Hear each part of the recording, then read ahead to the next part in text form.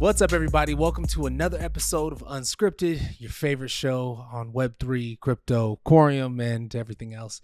I'm joined with Niles today from the Corium team, and I'm joined today with a very special guest, one of our Wave 3 grantees from Cookbook. Adam, what's going on, man? Nice to meet you. Hey, how are you? Doing good.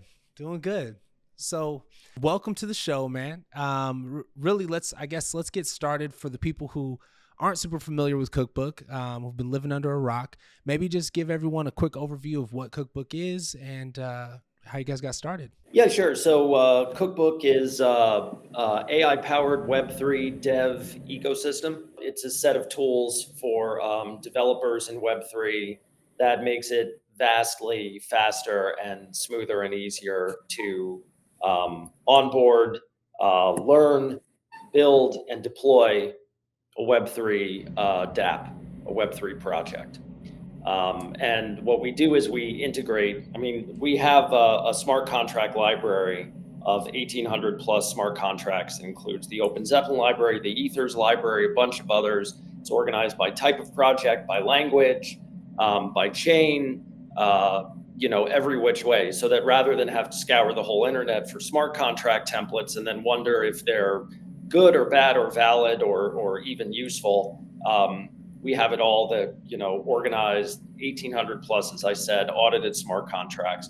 And then we have an AI chatbot, ChefGPT. That's our buddy. So you can ask this chatbot any question. I want to spin up this type of project. Find me a contract template. I'm having this issue. How do I solve it? And what we find is that the time to onboard a dev with Cookbook goes down from like a week to an hour.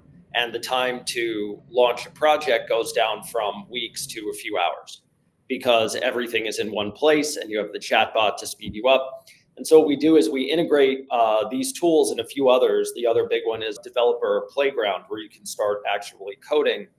We integrate all of that into the technical docs of blockchain projects. So we're integrated with Monad, Berachain, Linea, Celo, Fuel, Fuse, Corium, and many, many others.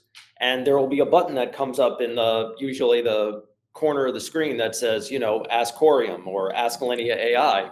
And when you click that button, you get a window that pops up that has the contract library, the chatbot, a playground tab with chain info, has all the blockchain's resources organized in one place. And so we really see it as a tool for blockchain ecosystems to grow faster, because you can onboard more devs, keep the devs that you've onboarded, so that rather than getting frustrated and rage quitting, they actually stick with it and keep building. And you get more devs, more on-chain activity, token go up, and it becomes a virtuous cycle. And so that in a nutshell is Cookbook. It started because our CEO, Tyler, is himself a Web3 dev, and he had a Web3 development consultancy where he was basically doing freelance Web3 development work.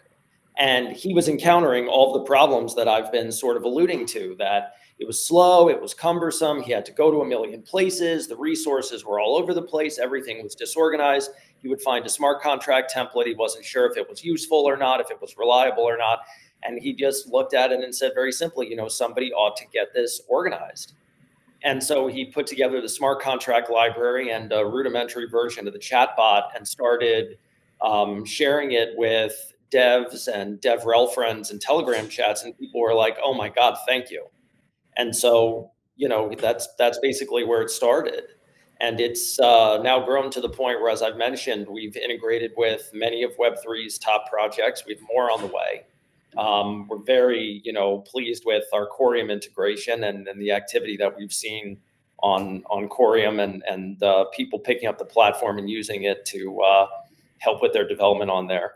It's been very exciting. We've been growing very quickly for the past really 3-4 months. We saw kind of a hockey stick trend in usage, and it's been really fun. It's a project that I think, sometimes in Web3, there's a lot of like, well, in 10 years or in 30 years, this is going to be everything. Like, well, we're here now. You know what I mean? This is something that people are using now, that we're getting value out of now, that is helping Web3 grow and attract more devs and deploy more dApps and, make it easier to innovate and grow now. And I think that's really very exciting for me and fun to feel that impact like in a really immediate way. So that's our story. Yeah, that's amazing. Thank you for giving us the window into, the ideation phase, and then yeah, everything that you're working on as well is like very nicely summarized and laid out clear. It's so broadly advantageous across the Web3 ecosystem. Like in my understanding, we have like largely like it's kind of a siloed accessibility for language for programming smart contracts, particularly with Solidity, like most largely. And so yeah, opening up developer accessibility across a diverse like ecosystem of developer or coding languages, I think is so important. And then especially you have all of those predefined and pre-audited smart contracts as well. So yeah, amazing. And thank you for giving us that window into the ideation phase.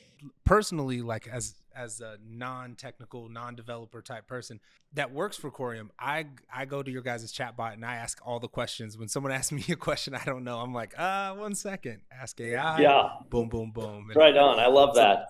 Yeah, I think we, to be honest, like we've had conversations internally where we were like, oh, our DevRel is going to push back on this because they're going to feel like the chatbot is trying to take their job. And then I think what we found is it's quite the opposite, where it's like, it's kind of the best version of AI, where the chatbot is available in all time zones in every language.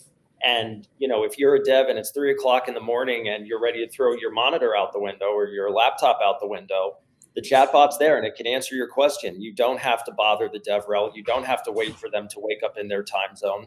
It can help you right away. And that makes it smoother for devs and makes it easier for DevRels. And it's been like really a win-win. So it's been great to see. So for Cookbook, the company, how's your experience been with like the grant programs, with your reception in Web3? How have you guys experienced this? So I know you talked about DevRels maybe potentially pushing back, but then coming to fruition that it is actually an incredible tool. What other type of stories have you had on this journey? Yeah, I think that, the thing that, like, I'm the chief marketing officer. So I joined, 3 months ago and immediately was like, oh, this is fun. That show, The Bear, had just wrapped its latest season. And so like, I was playing with all these memes and GIFs and cooking themes and stuff and let them cook and we're in the kitchen and all this stuff. And, it was really like one of the things that we hit on kind of immediately was, everybody says devs do something. We say do something for devs, where it's like, hey, put some respect on these devs, please. So, Right. yeah, so it was, it's been fun for us. I think we felt like there was a market opportunity, if you want to, use that term, to make a product that instead of saying, here is yet another L1 or L2 or L3, where somehow or other we're going to beg devs, like one marketing person I spoke to at a blockchain foundation, I said, how do you attract devs? And he said, oh, we spray and pray. He said, we spend money on everything we can think of. We do hackathons, we do events, we do stuff on Twitter, we do, like whatever we can do. And then we just hope that they come. And then we hope that they stay. And so, amidst all of that, the thing, I think Tyler's great insight, which I think really like speaks to the vision that he had for the company that is bearing out, is that within all of this competition to say, please devs build on our chain, no one was actually making a tool that actually made the experience of development itself easier or faster or smoother or even more fun. And Cookbook does that. So it becomes a situation where it's like some of the people we've spoken to, they've told us that they're spending as much as $500K per dev to attract a dev to build on their chain. And, yeah, right. And so it's, it's tough. And there's a bit of like this desperation where it's like there are not, if you read Electric Capital, they write a report on the state of Web3 development every year. And if you look at the report, it's a bit dated now because we're coming to the end of the year. But their 2024 report was basically like Web3 devs are a small fraction of the global population of developers. And in some areas like Bitcoin developers, for example, is shrinking because Web3 development is tough. The tools are new, the languages are new. As I said, like there's a lot of tribalism where different resources for different chains, even if it's all Solidity, are spread out. And so, it's a pain. And I think that what we're carving out is really a space where, Cookbook is coming through and saying, let's do something for devs. Let's help devs. And in so doing, let's get Web3 paced up in terms of its ability to continue innovating. Because, the Web3 space is only maybe 15 years old, and we've had a relatively small community of devs create and launch an astonishing number of innovations. All of DeFi, all of, everything we see on chain, and trillions of dollars of economic value that's been created out of that.